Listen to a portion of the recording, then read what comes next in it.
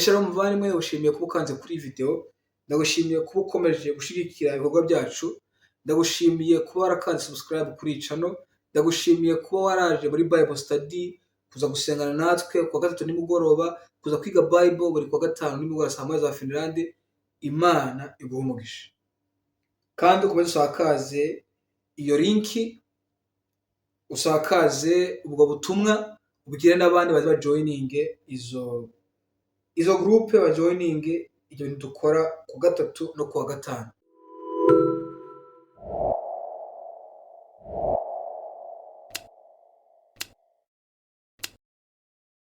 Umunsi tuganira ku nkuru y'umusore bita Yosefu. Tuganira ku ijambo nahaye umutwe amagambo uvuga ngo urugendo rutugeza ku ndoto zacu. Urugendo rutugeza ku ndoto zacu. Turifashije umusore bita Yosefu cyane cyane ku ijambo riboneka mu gitabo cy'Itangiriro igice 37. Turangira dusimbuke tugende ku gice cya 40. Yego, igice cya 39 dukomeye tugeze ku gice cya 41. Amagambo yose tuyanyuramo ngo tubisome byose, ariko turakwibanda ku magambo agira icyo twigisha. Narivuze ngo tugiye kuganira ku ijambo ngo urugendo rutugeza ku ndoto zacu. Uvandimwe, disclaimer y'amagambo ko byiya ikintu tugomba kumenya mu gihe tugiye kuganira kuri aya magambo, nuko buri muntu wese wavutse, buri muntu wese uriho, yaba ari njyewe nawe, hari icyo Imana yatuvuzeho, hari icyo Imana idushaka. Umuntu wese uhari, uvandimwe, ntiwite ku mateka y'ababyeyi bawe, ntiwite situation bari barimo igihe wavukaga, kuba warabayeho, kuba uriho buno uyu munsi, ukaba uri kureba iyi video, hari icyo Imana gutekereza, hari icyo Imana gushaka. Tugiye kureba rero urugendo rutugeza kuri kuva hano turi tukagera kuri point ahantu Imana yaduteguriye. Nongera nsubire mu muvandimwe, unaragenda biology kugira ngo umwana abeho ni igitangaza ubwabyo. Kuba rero warabayeho, nongera nsubiremo, nturebe situation ababyeyi bari barimo, nturebe amakosa yabo, nturebe ibyo bakoze ngo wicire urubanza uvuge ngo ndi mu mugambi w'Imana. Kuba uriho muvandimwe, uri mu mugambi w'Imana, kandi Imana hari icyo yagutekerejeho, hari icyo Imana ishaka kugira ngo uzayikorere mu gihe turimo. Tuganira ku ijambo ngo urugendo rutugeza ku ndoto zacu. Yosefu ni urugero rwiza, ni umusore utugaragariza urugendo abantu banyuramo kugira ngo bagere ku ndoto zabo. Igitabo cy'Itangiriro 37 turahera ku murongo wa mbere ngo Yakobo aba mu gihugu cy'ubusuke bwa se, icyo gihugu cy'i Kanani. Uru ni rwo rubyaro rwa Yakobo. Yosefu amaze imyaka 17 avutse, ngo yaragiranaga na bene se intama. Mu busore bwe yabanaga na bene Biruha na bene Zirupa ba Kase, akajya abarira se inkuru y'ibibi bakora. 3. Isirayeli atonesha Yosefu, amukunda birusha iby'abana be bose, kuko ari we yabyaye ashaje. Ngo amudodeshereze ikanzu ndende, ahandi aravuga ngo amudodeshereze ikanzu y'amabara menshi, niko izindi ndimi zivuga.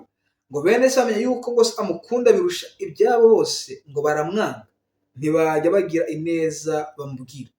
Yosefu mu itangira ry'ubuzima bwe, iyi ni point itugaragariza ukuntu umuntu aba ameze mu itangira ry'ubuzima bwe. Yosefu ngo yavutse akundwa na se.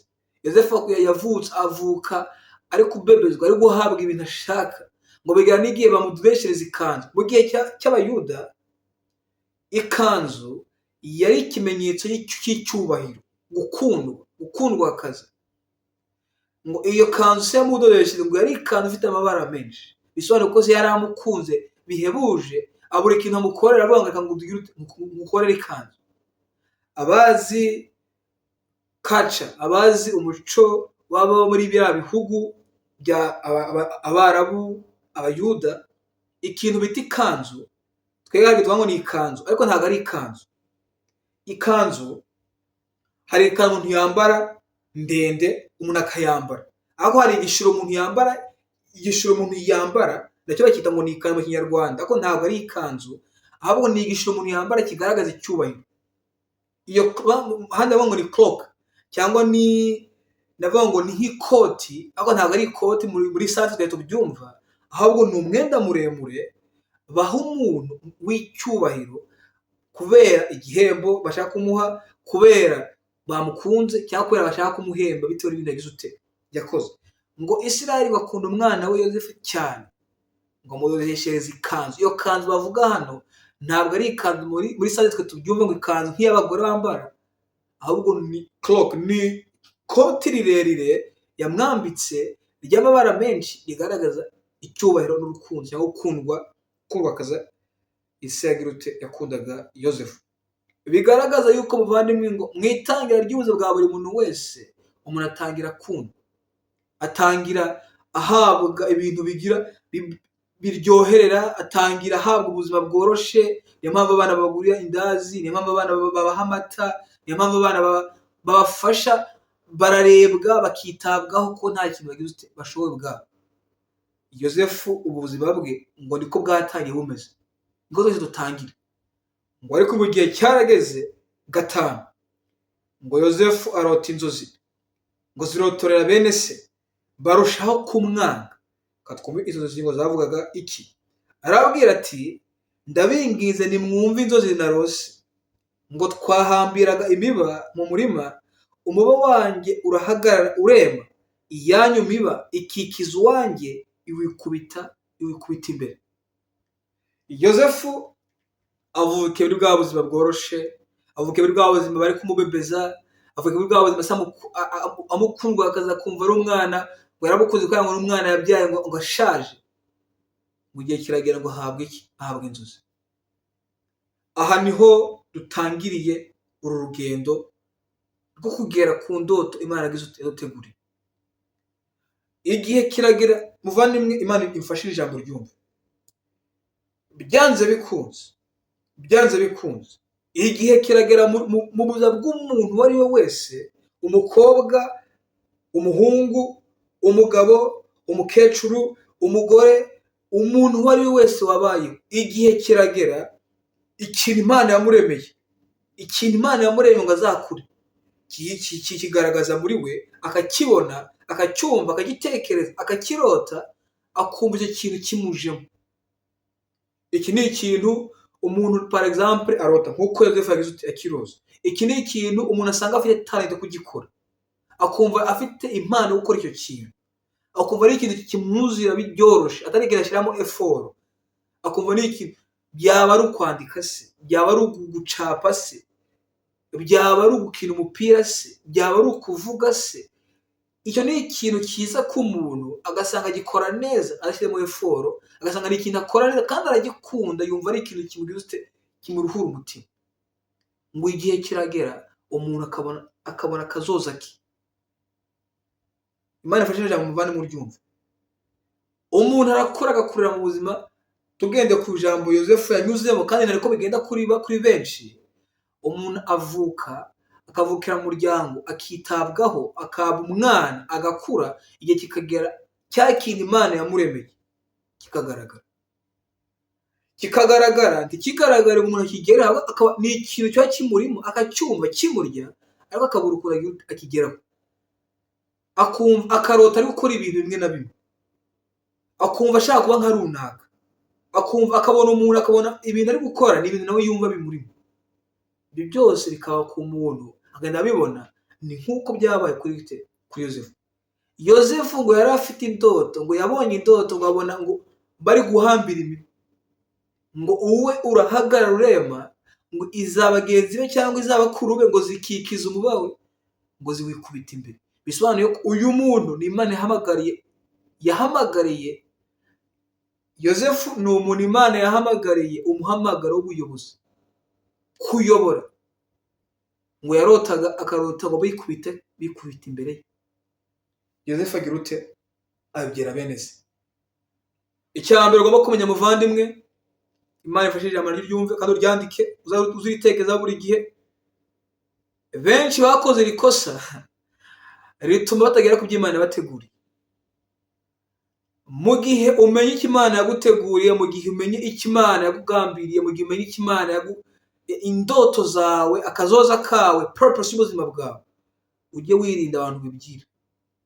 ujye wirinda. Siko ikintu umenye cyose ugomba kukibwira abantu ubonye, abari ubibwiye inshuti zawe, ubibwiye, ugomba kwirinda mu bantu ugira iki kintu kikurimo, kuko benshi batazi icyo Imana yaguhamagariye, cyangwa Satani akabanyuramo rimwe na rimwe batajya guca intege cya kintu Imana yaguhamagariye, ukacyanga ubwawe waragikundaga ukumva arakizunutswe dushaka kugikora, bidaturutse kuri wowe, ahubwo biturutse ku bantu bagukikije.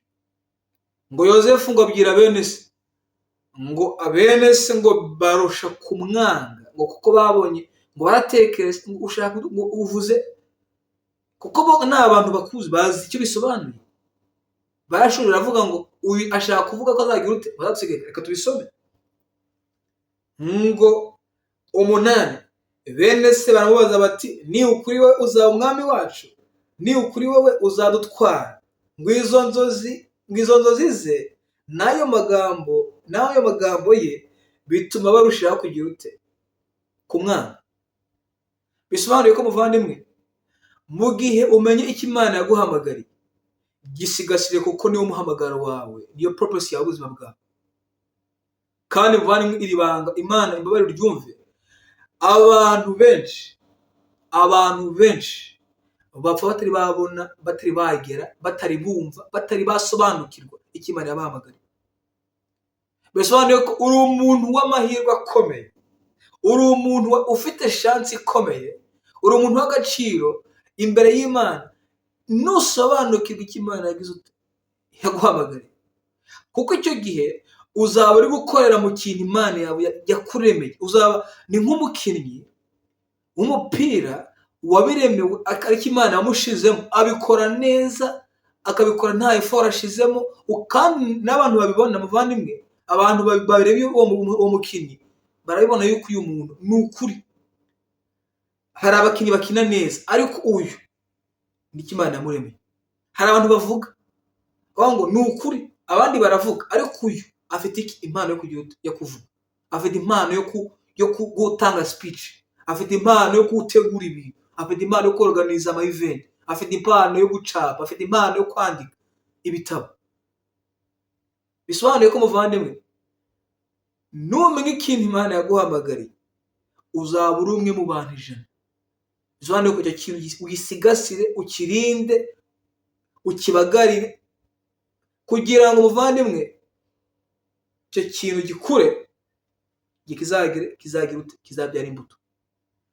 Ngo Yozefu abwira bene se ngo barusha kugira ute, barusha kumwanga. Yongera ngo arota izindi nzozi, ngo yongera mu 9, yongera kurota izindi nzozi, azirotorera bene se ati, nongeye kurota izindi nzozi, ngo izuba n'ukwezi n'inyenyeri 11 binyikubise imbere. Ngo yongeye kurota, ngo noneho ntiyarota imibare, ngo arota izuba, ngo arota ukwezi, ngo arota n'inyenyeri 10 zingahe, ngo 11 ngo bimwikubita imbere. Ngo azirotorera se na bene se, ngo se abyumvishije. Mwumve bavandimwe, n'iri jambo rirakomeye. Ngo Yakobo, umukozi w'Imana wahinduwe izina yitwa Isirayeli, ngo se wa Yozefu ari we Yakobo, ari we Isirayeli, ngo abyumvishije, ngo aramucyaha, aramubaza ati, izo nzozi ni inzozi ki? Ngo ni ukuri njye na nyoko na bene so tuzaza twikubite hasi imbere yabo. Ngo bene se bamugirira ishyari, ngo ariko se ajya yibuka ayo magambo. Yozefu arose inshuro 2. Bisobanuye iki muvandimwe? Kurota inshuro 2 bisobanuye confirmation. Nubona ikintu mu nzozi, nubona ikintu kikujemo kigaguhoramo, nubona ikintu gitekerezaho buri gihe ukabura amahoro kubera icyo kintu, ndavuga amahoro meza muvandimwe, munyuve neza. Hari ishari ryiza, hari ishari ribi. Kubona Satani gukora video par exemple, kubona runaka gukora ibintu byiza ukagira ishari nziza, kuvuga ngo uyu muntu ari gukora ibintu byiza nshaka kumwigana, ubutekereje neza. Aho kugira ishari ry'ibintu bibi, cyo gihe ubukoze nabi. Ngo Yozefu yarose inzozi, ngo arose inzozi azirotorera bene se, azirotorera se, ngo bene se baramwanga, ngo ariko se ngo rya jambo rimuhoraho, ngo rimuhoramo. Iyo umuntu arose ibintu inshuro ebyiri bikamuhoramo, bigahora biza muri we, abirota, abitekereza, akabona amahoro kubera icyo kintu, akagira ishari ryiza kuri icyo kintu, muvandimwe, bari confirmation yuko icyo kintu ari iki Imana yamuremeye. Yosefu atubera urugero rwiza muvandimwe. Kadukomeze. Bisobanura ko muvandimwe icyambere kuko twari tuvuze, igihe kiragera umuntu akabona indoto ze, akabona icyo Imana yamuteguriye, akagikurikira cyangwa akanga kugikurikira. Dukomeze. Ngo Yosefu arotorera bene se, twahasomye ngo bene se ba Yosefu bamugurisha. Katwumve uru rugendo. Bene se bajya kuragira umukumbi wa se i Shekemu. Isirayeli abwira Yosefu ati bene so ntibaragiye umukumbi i Shekemu, ngwino ngutume kuri bo. Aramusubiza ati ntuma. 14 aramubwira ati genda umenye yuko bene so ari amahoro, n'umukumbi yuko uri amahoro, maze ugaruke umbwire. Nuko aramutuma, ava mu gikombe cy'i Heburoni agera i Shekemu. Kadusimbuke tugere ku murongo wa 18. Ngo nuko Yosefu abona aho hantu baragiye umukumbi wa se, ngo bamwitegera kiri kure. Ndavuga abo ni ba bene se. Bene se bamwitegera kiri kure, baramureba kiri kure. Ngo bamugira inama, ngo bagira inama yo kumwica ataragera hafi. Baravugana bati ngo dore Karose araje, nuko nimuze tumwice, tumujugunye muri rwa rwobo, mu rwobo rumwe muri izi zacukuriwe kubika amazi. Tuzavuge duti inyamaswa y'inkazi yaramuriye, tuzamenye inzozi ze uko zizaba. Muvandimwe, iyo umuntu amaze kumenya inzozi ze, afashe umwanzuro wo kuzikurikira, haza ibintu bimunaniza n'ibintu bimwitambika imbere kugira ngo izo nzozi ntazazigereho. Abantu benshi, histoire bitugaragaza bavandimwe, abantu benshi bamenye icyo Imana yabahamagariye, abantu benshi bamenye icyo Imana yabatekera n'icyo Imana yabaremeye, ariko mu gihe babashe umwanzuro wo kugikurikira no kugira ngo bakigereho, haje ibintu bitambika imbere kugira ngo ibintu bagize ute bagikore. Benshi ibyo bintu byagiye bibabaho, bagiye babigiramo uruhare ubwabo, kubera kutagira discipline, kubera kutirinda, byageze aho umuntu amenya icyo Imana yamuhamagariye, bikagera naho umuntu agikabakaba nkaho kiri hafi yenda kukigeraho, aho kubera kutagira discipline bikarangira ikintu atakigezeho. Ngo Yosefu aho bitandukanye muvandimwe, nicyo bitwigisha. Ngo Yosefu we ubwe yarose inzozi, ariko ntiyamenye yuko mu kurota izo nzozi, ntiyamenye urwo rugendo ukuntu bizagenda. We yarose inzozi, inyuma yaho hagiye habaho ibintu bimubaho atabigizemo uruhare, bimusunikira za nzozi. Bisobanuye ko muvandimwe, iyo Imana yaguteguriye ikintu ukemera kuyoborwa n'Imana, nturwanye umugambi w'Imana, Imana ubwayo izagenda igusunika ikugeza kugiye yaguteguriye. Ngo Yosefu, ngo Isi aramutuma, ngo ajya kureba bene so, ngo bagiye kuragira i Dotani. Ngo agezeyo, ngo ageze i Dotani, bavuze ngo ni Shekemu, ngo bari bagiye i Dotani. Ngo ageze i Dotani, ngo bene se amubonye bavuga ngo dore Karose araje, ngo tumwice, ngo tumushyire muri urwo rwobo, ngo tuzavuge ngo inyamaswa z'inkazi ngo zagize ngo zaramuriye. Inkuru irakomeza ivuga ngo Rubeni mukuru we ngo aravuga ngo twe kumuhwanya, ngo twe kumwica, kandi ati mwe kuvusha amaraso, ahubwo mumujugunye muri urwo rwobo ruri mu butayu, ariko amaboko yanyu ye kumubaho, mwe kwiyanduza ngo mwice umuntu, ahubwo ngo nimumujugunye muri urwo rwobo, ngo muzakubwirwaho n'amaraso ye. Ngo byabivugiye ngo kwari kugira ngo amukize, amusubize se. 23 Yosefu ahageze kuri bene se, bamwambura ya kanzu ndende. Bari hano hantu hari icyigisho gikomeye, bamwambura ya kanzu ndende. Bisobanuye ko muvandimwe, iki ryagiye umuntu avanwaho innocence, avanwaho bwa bwana yari afite, kwa kubebezwa yari afite, igihe kikagera ibyo bintu, hari igihe umuntu agera muvandimwe ibintu bikarangira unyuze muri situation runaka ikakuvanamo ya innocence wari ufite. Hari igihe kigera muvandimwe, yaba ari n'abantu baba mu muryango wawe, yaba ari n'abantu mubana, yaba ari inshuti zawe ubwazo, zigakorera ikintu kikwereka yuko umuntu ari umuntu n'undi. Ngo igihe cyarageze Yosefu ngo avanwaho yakanzu. Bisobanura iki muvandimwe? Yaravuye mu bwana, atajya kwitekerereza, atangira kwitekerezaho, ngo avanwaho yakanzu ndende. Dukomeze. Ngo Yosefu ageze kuri bene se bamwambura yakanzu ndende, baramufata bamujugunya muri rwa rwobo, kandi rwarimo ubusa nta mazi yararurimo. 25. Ngo bicazwa no kurya umutsima. Yosefu yabazaniye ibyo kurya, ngo baricara barabirya, bamwambuye yakanzu bamuteye muri rwa rwobo. Ngo bicazwa no kurya umutsima, bubuye amaso babona itara ry'Abishimayeli bavuye i Gereyadi, bagenda bafite ingamiya zihetse imibavu n'umuti womora n'ishangi, babijyana muri Egiputa. Ngo Yuda abwira bene se ati, kwica mwene data no guhisha amaraso ye byatumarira iki? Nimuze tumugure na bariya Bishimayeli, amaboko yacu ye kumubaho, kuko ari mwene data, tukaba akara kamwe. Ngo bene se baramwumvira. Ngo hahita Abamidiyani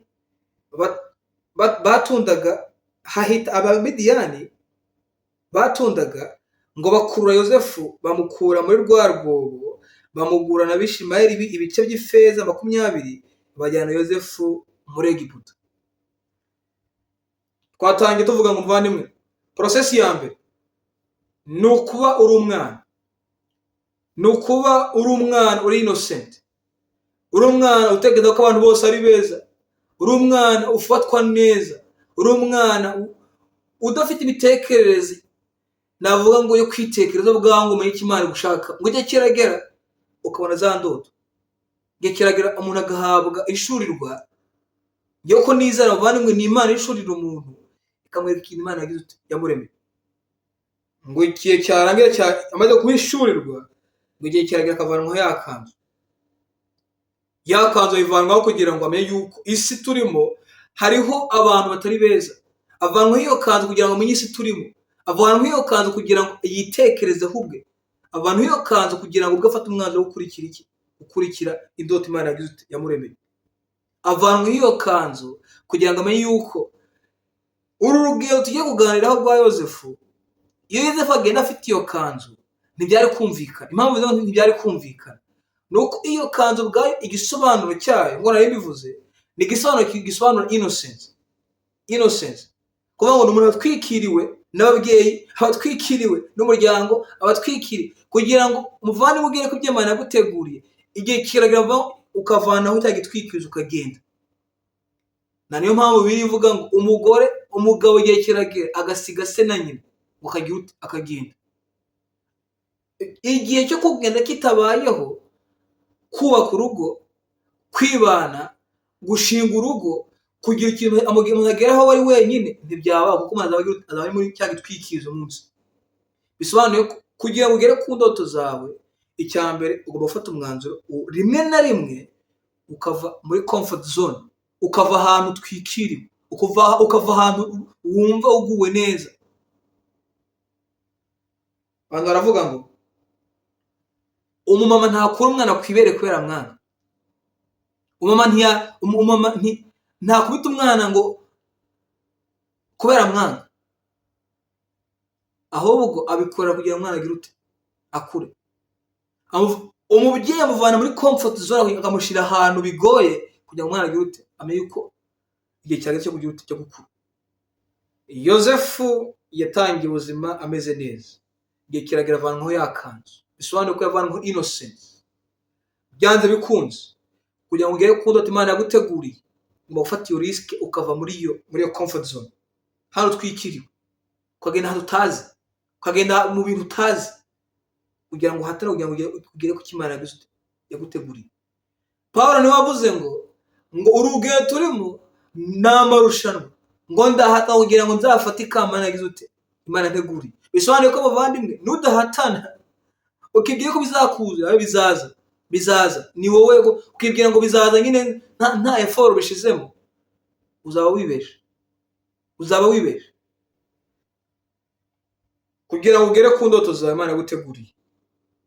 Byanze bikunze ugomba kuva muri comfort zone, ugomba gutangira ibintu ukavuga ngo kubera ikintu Imana yanteguriye ngiye, nubwo ntazi ko ikintu kizacamo, nubwo ntazi ko ikintu kizagira icyo uvuga ngo hari n'abantu bakubwira ngo bizacamo, birashoboka se, ukagikora ukavuga ngo byanze bikunze ikintu cy'Imana yanshizemo ndagikunda, ukagitangira. Bavandimwe, iyi story ndakunda kuyibwira abantu ba personnel duhura, ariko nshaka nyababwira uyu munsi. Dutangira iriya Bible study group, ababyibuka bari bayiriho, twatangiye turi abantu 3, abantu 4, 5,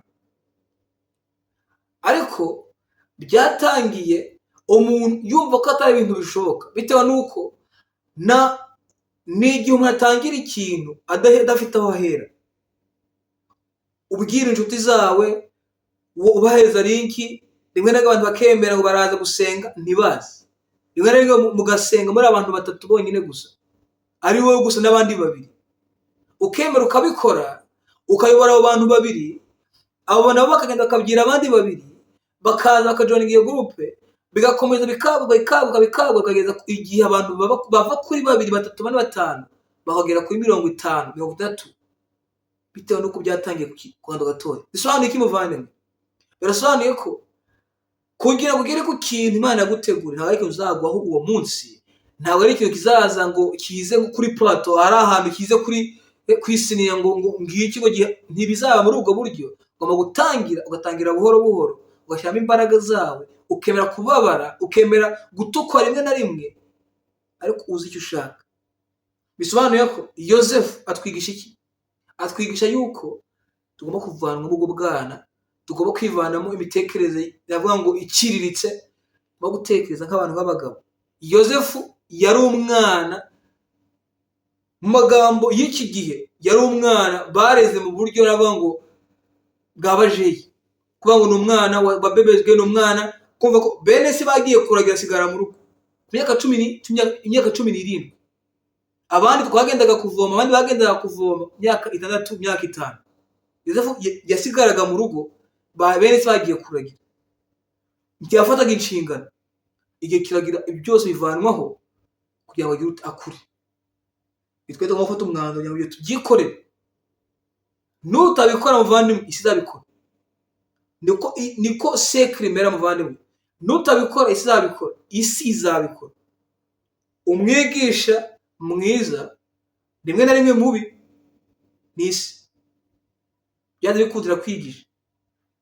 Inkuru irakomeje muvandimwe, twumve icyo Yosefu icyamubayeho ikurikira. Baramugurishije, bamaze kumugurisha muvandimwe, cyabaye nuko Yosefu yagiye muri Egiputa, anyura mu buzima butoroshe.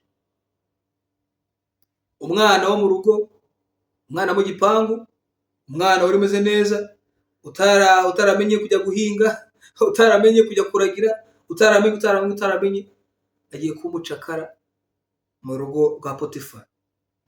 Ngo Yosefu, Ishyamba 9:1, Yosefu bamujyana muri Egiputa. Potifari umunyegiputa amutwara iwe, umutware wa Farawo watwaraga abamurinda, amugura n'Abishimayeli bamuzanyeyo. 2, Uwiteka aba kumwe na Yosefu, agira ukuboko kwiza, aba mu nzu ya shebuja umunyegiputa. 3, shebuja abona yuko Uwiteka ari kumwe na Yosefu, kandi ko Uwiteka yamuhaye kugira ukuboko kwiza ku cyo akoze cyose. Yosefu amugiriraho umugisha, aba ari we akorera ubwe, amugira igisonga cy'urugo rwe rwose, amubitsa ibyo atunze byose. Yosefu aha ageze mu byago, ajya muri Egiputa, ariko kuko Imana yari imufiteho umugambi, yagumye nawe. Ngo Yosefu ngo aba kumwe n'Imana, bisobanuye ko muvandimwe muri uru rugendo nutaba kumwe n'Imana, kuba kumwe bisobanuye ngo ni kuguma mu Mana, nubwo byaba bigoye, ukaguma ugasenga, ukagomba ugaterana, ukagomba ukajya gusenga, ukagomba ukajya mu rusengero, nubwo bitoroshe. Yozefu ngo aguma kumwe n'Imana, ngo Imana imuha umugisha, imuha ukuboko kwiza.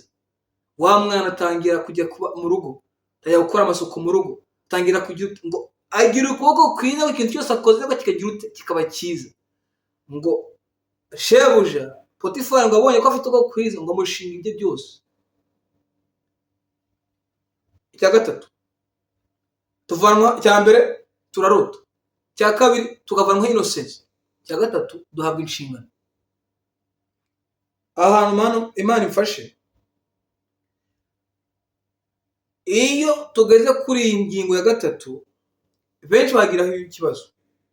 Bagiraho ikibazo nuko inshingano bahabwa nta nshingano bashaka. Nk'urugero, ubu uri umuntu ushaka kuba warose kuzaba umukinnyi ukomeye. Reka tubivane mu bintu bakinnyi kuko byaba bigoye, ariko tubishyire nk'urugero mu rusengero, kutugira ijambo ry'Imana. Ushaka kuba pasiteri, warose uri imbere y'abantu, ubwiriza abantu ibihumbi 100, ubwiriza abantu bakira, ugakora ku muntu akagwa, byose biko warose. Barakubwiye ngo tangira woza intebe, tangira ukoropa mu musarani, tangira ukoropa mu rusengero. Ukavuga ngo ngese ibisi Imana yandemeye. Yozefu ngo yatangiye akora imirimo yo mu rugo, ngo Imana ibana nawe, Imana ibana nawe, igenda imukuza buhoro buhoro mu maso y'abandi bantu. Imana igenda imuheza ukuboko kwiza kugeza igihe shebuja ubwe ngo yamugize igisonga cye bwite. Yozefu yabaye umuntu mu gihe cyacu twavuga buno ni assistant, ni umuntu wafashaga Potifari kujera imitungo ye. Yozefu yatangiye ari umuboyi mu rugo, ari umwana ukora amasuku mu rugo, bigera abaye umuntu ukomeye mu rugo rwa Potifari. Bisobanuye ko muvandimwe, ntugasuzugure umurimo Imana iguhaye n'umwe, ntugasuzugure inzira Imana igucishijemo. Kora witonda, uce bugufi ikintu Imana yaguhaye, aho hantu Imana yaguhaye, nubwo hasuzuguritse niyo Imana izakuzamurira. Ngo Yozefu yatangiye ari umuboyi. Wumvishije inkuru z'abantu bakomeye muri iki gihe ukuntu bagiye batangira, yagutangaza. Ariko emera usuzugurwe, emera ukora uwo murimo, ariko uzi intumbero yawe. Yozefu Imana yamuhaye intumbero muri we. Imana yamuhaye inzozi yuko ngo inyenyeri, yuko ngo izuba, yuko ukwezi bizamwikubita imbere. Ariko atangira kuba umuboyi, aremera mu muboyi. Muvandimwe, mwibuke yuko ni umwana wakuriye mu gipangu, ni umwana wabaye overprotected, yarazi imirimo yo mu rugo. Yegera kwa Potifari, yari kwigira umwana nyine wandi nyine utagira nyine ikintu akora, bari no kumukubita bakanamwica bitewe nuko uri umuboyi, uri umwana nyine mucakara, ntagire icyo ukora, ntacyo umariye shobuja, arakwica cyangwa agiye akakugurisha. Yozefu yemeye guca bugufi kugira ngo azagere ku kibarangizo yamutegura. Ngo aba kumwe n'Imana, aba kumwe n'Imana. Bisobanuye ko muvandimwe, gumana n'Imana, gumya usenge, gumya uterane, kora uwo muri Imana yaguhaye, tanga ibintu biciriritse. Niba ushaka kugira, niba wararose ukora ibiterane bikomeye, niba wararose ukora wigisha abantu, tangira kuri babiri. Tangira ubwirize mu rugo, tangira ubwirize aba sister, tangira ubwirize inshuti zabo, tangira ubwirize buhoro buhoro, gutyo Imana izagenda ikoresha ibyo, ngende kwagura. Ikibabaje muvandimwe nuko abantu iyo bageze aho hantu basuzugura icyo Imana ibahaye, bakangutera intambwe batazi yuko natera intambwe imwe Imana izatera izindi 99 imugeza aho yamuteguriye. Ariko banga kubikora, bakaguma ari babandi, Yozefu twigisha yuko tumubwira uti ntugasuzugure umurimo Imana iguhaye, ntugasuzugura ahantu Imana igucishije. Niba ari ukoza ibyombo bikora, niba ari gukoropa bikora, niba ari kwigisha abantu babiri bikora, nutumiza iyo nama ngo abantu ubigishe ntibaze, tugacika intege. Komeza ubikore, Imana izabyagura ibigeze ku kugenda yaguteguriye. Ijambo rirakomeza ritubwira ngo Yozefu agira ukuboko kwiza, amuha ibintu byose, ngo amubitsa ibyo atunze byose. 5, ngo uhere icyo gihe bamubwiriye igisonga cy'urugo rwe n'icy'ibintu bye byose, ngo Uwiteka aha umugisha urugo rw'uwo munyegiputa ku bwa Yozefu. Umugisha w'Uwiteka uba ku byo atunze byose, ibyo mu rugo n'ibyo mu mirima n'ibyo mu gasozi. Umunyegiputa abona umugisha bitewe na Yozefu. Nawe uzaba umugisha ku bandi niwemera kugumana n'Imana. Niwemera kugumana n'Imana ukaba kumwe n'Imana, uzaba umugisha. Kandi n'umugisha w'abandi, n'umugisha w'abandi nabo bazakubera umugisha. Yeremiya yabwiye abantu bajyanye mu bunyage, arabwira ngo nimugera mu bunyage babajyanye nk'abacakara, natwe twaje muri ibi bihugu, ngo nibo bajyana nk'abacakara bakabajyana muri Babuloni, ngo nimugerayo ntimugatuke icyo gihugu, ntimugagituke ngo mukivume, ngo muvume Finlande, muvume Europe, muvume Amerika, muvume, ngo ahubwo ngo ahantu muhasenge, ngo kuko amahoro yaho ngo nayo mahoro yanyu, gutera imbere kwaho no gutera imbere kwanyu. Niko Imana yabwiye Yeremiya ngo nimugerayo ngo muhasengere hagire amahoro, ngo hatere imbere, ngo ko nihatera imbere niko namwe muzagira uti muzatera imbere. Bisobanuye ko muvandimwe, Yozefu nawe iyo agirira akifata uko yishakiye, akifata nk'iyo kwigwa bavuga ngo ngewe nazanye hano bantwaye nk'umucakara, nshaka kurwana, nshaka kugira ute. Icyo Imana yamutegure ntawe yakugira utakigeraho na rimwe. Sengera ahantu uri, kora uwo murimo Imana yaguhaye, emera kubabazwa, emera guca bugufi, Imana izakuzamura. Imana izakuzamura niwemera guca bugufi ugakora ibyo Imana igize ute ibyo yagusabye. Ngo uhere icyo gihe ngo urugo rwa Potifari ruhabwe umugisha, ngo ibyo mu rugo, ibyo mu mirima, ibyo mu gasozi ngo biratubuka bitewe n'uko Yozefu yagize ute muri wabihaye ngo abijere. 6, ngo abitsa Yozefu ibyo atunze byose mu byo amubikije, ntiyagira ikindi agenzura keretse kwita ku byo yajyaga arya. Yozefu yari mwiza wese, afite mu maso heza.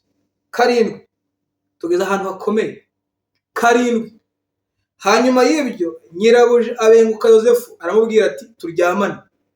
Maze Yozefu ariyangira abwira nyirabuja ati dore databuja ntagenzura ibyo mubikiye byo mu rugo, ndetse ambikije ibyo atunze byose. Muri uru rugo nta rundi utamo, kandi ntacyo yasize ngo akenyime keretse wowe, kuko uri umugore we. None nabasha nte gukora icyaha gikomeye gityo ngacumura ku Mana? Nabasha nte gukora icyo cyaha kimeze gutyo ngacumura ku Mana?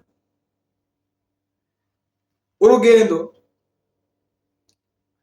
duhabwa inzozi, tukavanwaho innocence. Twamara kuvanwaho innocence hakaza ibigeragezo, tukanyura mu bigeragezo abantu baduca intege. Twamara gufata umwanzuro wo gukomeza, igihe kikagera tugahabwa inshingano.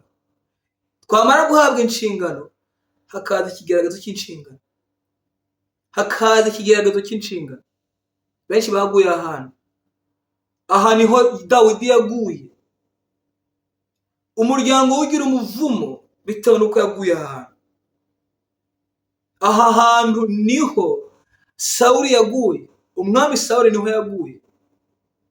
Ngo kuko icyo gihe cyarageze ngo agira ubwibone, ngo yibwira yuko ibintu byose yabikora, ngo igihe kiragera ngo bari bageze mu gihe cyo gutamba igitambo, ngo ntiyaba patient, ntiyagira kwihangana ngo atamba igitambo kandi ari iki ari umwami, ngo ntiyarindira Samweli ngo aragitamba. Bavandimwe, ikindi Dawidi ngo mu gihe abami ngo bateraga bagatera, ngo Dawidi ngo yigumira mu rugo, ngo mu gihe yigumiye mu rugo niho yabonye Betisheba aramusambanya, ngo ahabwa umuvumo. Imana iramubwira ngo ibyo wakoze abikoze wihishe, ngo abana bawe bazabikora ku manywa y'ihangu, kandi byarasohoye. Kandi kubera iki cyaha wakoze ubwami buzakuvaho, kuko ntabwo buzakuvaho ngo ntinze, ngo ntibuzaba ku mwana wawe, aho buzaba ku muzukuru wawe. ubwami bwacitsemo kabiri bitewe n'uko Dawidi yagize kubera ikigaragazo cy'inshingano cyagumye mu nshingano aragwa. Ngo Yozefu igihe kigeze arageragezwa, nawe byanze bikunze numara kuzamuka muvandimwe, umaze kuva hahandi haciriritse, umaze kugera hariya hejuru, uzatangira kubona amafeba atandukanye, uzatangira kubona ibintu bihambaye, abantu bazakwizeza ibintu bihambaye, bakugerageza bakuvane mu nzira y'Imana. Nudakomera muvandimwe uzagwa. Ngo Yozefu ageze hariya hejuru, yuko Yozefu yari umwana w'umusore, ufite amaraso nk'ayawe, yari umwana w'umusore ufiringa, ufite horomone nkuko nawe uzifite. Ngo igihe kigeze amaze kugera hejuru, atangiye gufiringa ubuzima bworoshe, yatangiye akoropa, noneho bunabaye umuntu uri kujera ubutunzi, yatangiye ari umukozi, none buno asigaye nawe akoresha abakozi bo mu rugo, yabaye nka patron wo mu rugo. Ngo yabaye nka patron wo mu rugo, abisubire muvandimwe. Ngo nyirabuja aramubwira ngo turyamane. Yozefu amubwira ijambo rikomeye, aramubwira ngo muri uru rugo nta muntu nduta. Bisobanuye ko ibyo uri kunsaba ndabyemerewe, nabikora nkuko benshi babikora. Ibyo uri kunsaba nabikora kandi nta kintu, kuko nyirabuja iyo babikora muvandimwe, bigiye nkuko bigenda muri iki gihe, nyirabuja ntiyari kubivuga. Yozefu yari kuba mu kinyoma, akaba mu kinyoma agatakaza Imana, ariko mu bigaragara cya cyubahiro yari afite akakigumana. Ariko Yozefu aravuga ngo muri iyi nzu nta muntu uduta, ibyo nsabye nabikora. Ariko ngo ni gute nakora icyo cyangahemuka ku Mana cyangwa shebuja, ku Mana. Impamvu yabuze Imana ni muvandimwe, nuko aho yageze Imana yagize yamugejeje. Ni gute nakora icyo cyanga gikorera Imana, agahemukira Imana? Ngo Yozefu ngo aranga.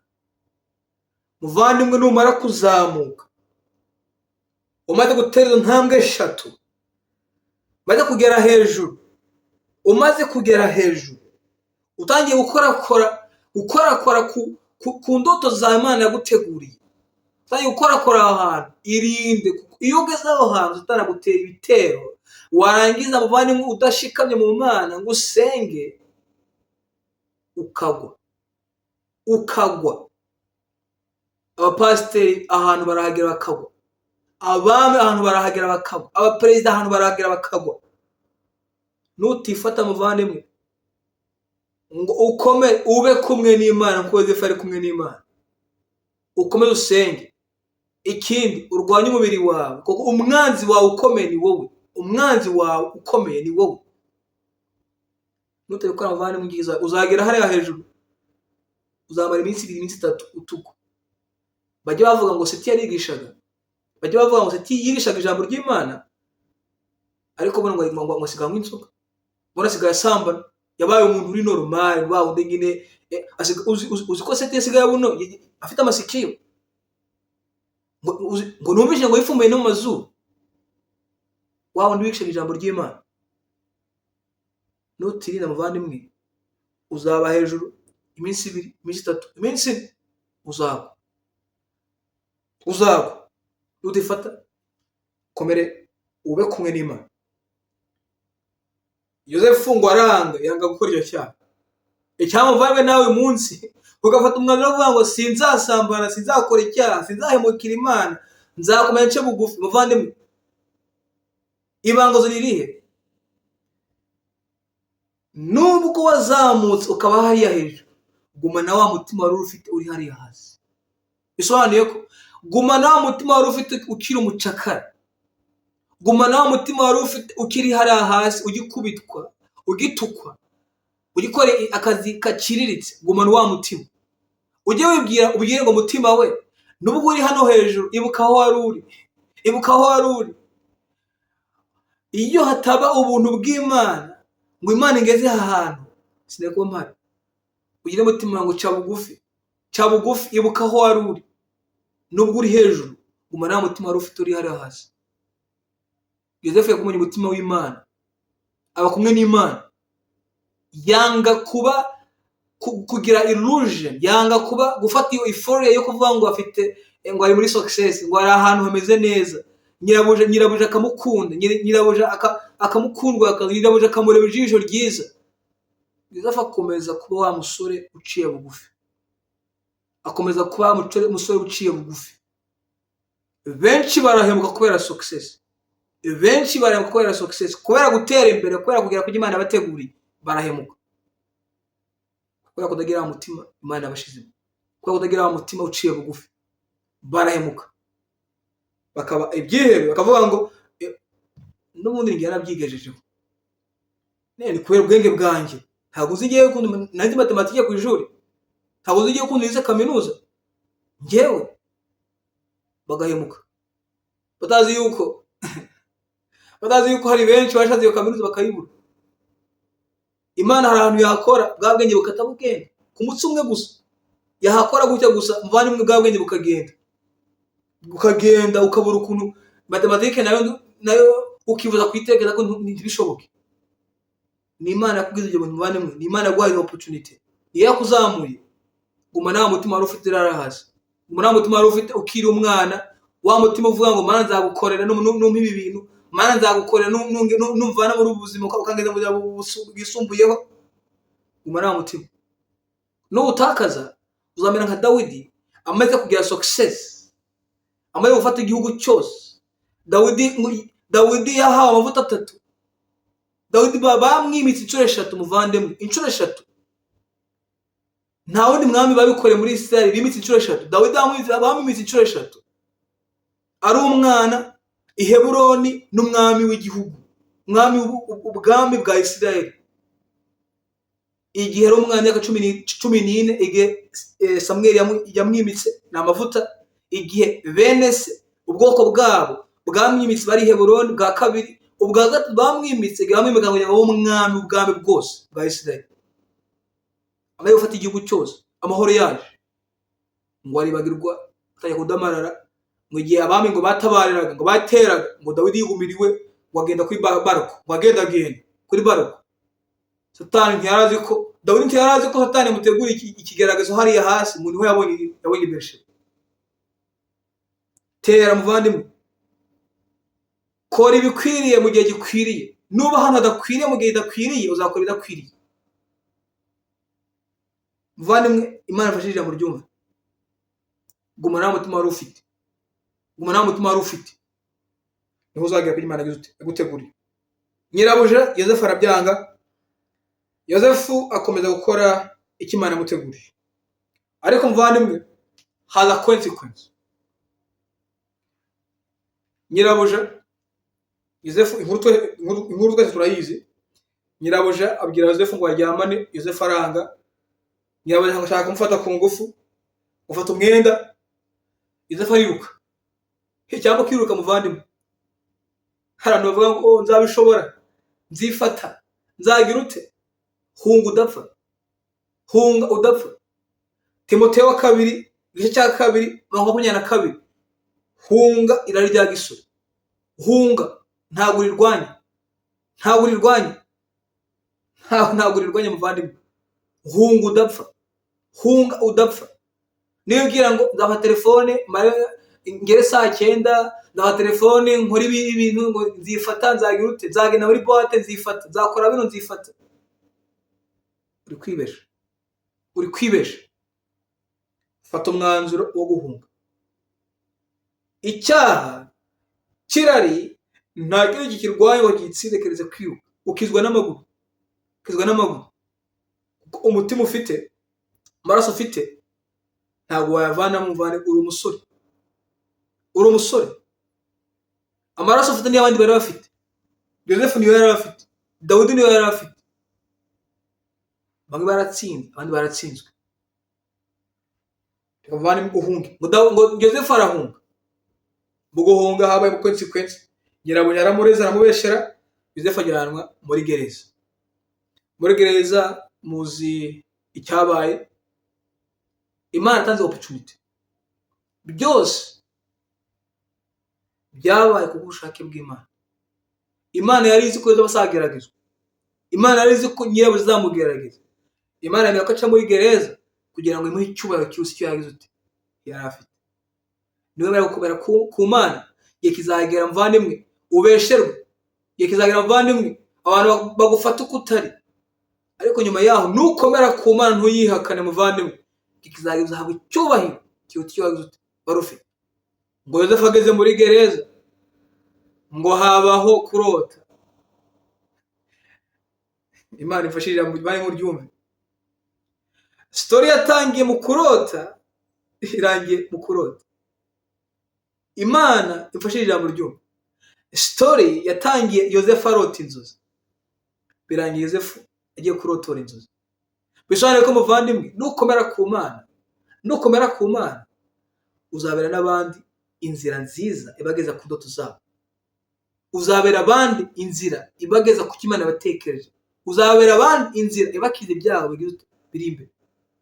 Yozefu yatangiye ari umwana atazi icyo indoto zisobanuye, atazi icyo indoto zisobanuye. Arota inshuro ebyiri.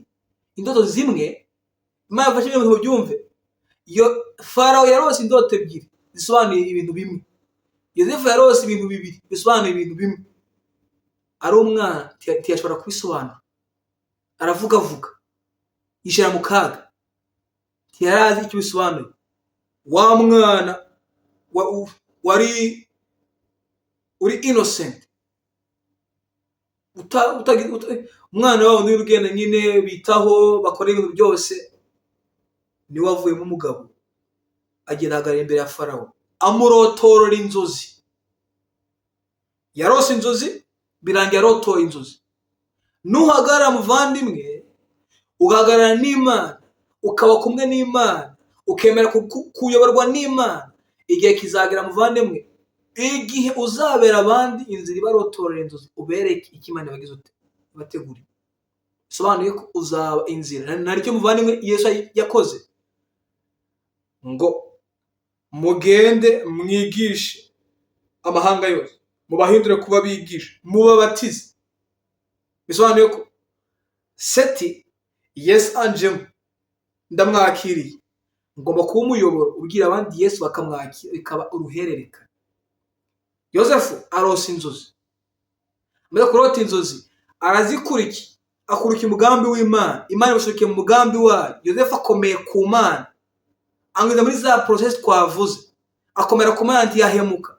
Imana iramuzamura agumayo, agumana wa mutima ari hariya hasi, aramanuka akomera ku Mana, ajya muri gereza akomera ku Mana. Imana izanye opportunity mugeze imbere ya Farawo, agera ku Imana yagize ute yamuteguriye. Agera ku Imana yagize ute yamuteguriye. Nukomera ku Mana, iyo process nawe uzagira ute uzayinyuramo, uzajya ku Imana yagize ute yaguteguriye. Muvandimwe yabo turangirijeho n'iri jambo ritugaragariza gusora kw'inzozi za Yozefu.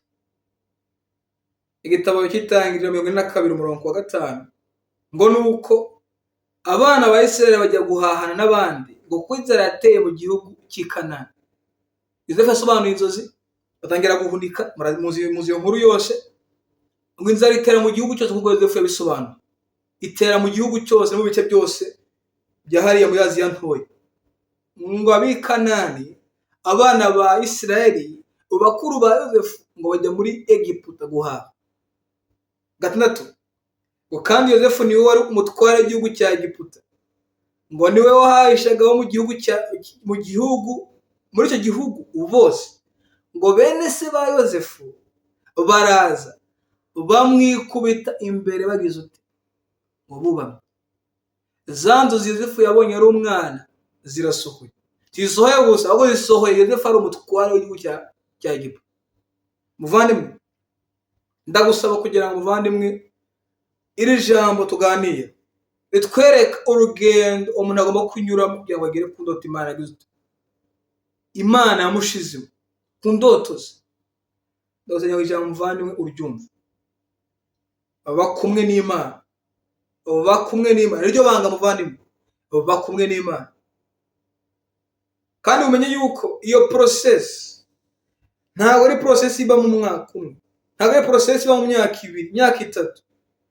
Hari igihe ari process y'ubuzima bwawe bwose, ugenda umanuka, ugenda uzamuka, ariko amaherezo nuba kumwe n'Imana uzagera ku Imana yagize ute gutegura.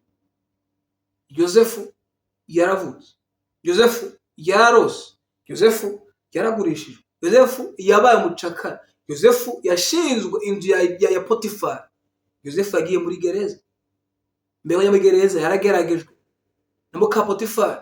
Yosefu ajya muri gereza, Imana izana opportunity yamugeze imucyubahiro kubera yabaye kumwe n'Imana, kubera yabaye kumwe n'Imana. Farawo ubwo yarabuze ngo Yosefu amaze kurotora inzozi zose, ngo Farawo ngo Yosefu aramubwiye ngo shakisha umuntu wizeye, shakisha umuntu ufite ubwenge, shakisha umuntu wizeye ngo umuhereze iki gikorwa, ngo ahurike ibiryo kugira ngo abantu bazagire ute, mu gihe cy'inzara ni cyiza, ngo abantu bazagire ute, bazakire. Ngo Farawo avuga ijambo rikomeye aravuga ngo twakuraho umuntu ufite umwuka w'Imana, twakuraho umuntu umeze nkawe. Ngo avanaho impeta ye ya Yosefu. Yabaye kumwe n'Imana, Imana imuha icyubahiro kiruta icyo yari afite. Muka Potifari yaramubeshe, ariko Imana yamuhaye icyubahiro kiruta icyo yari afite.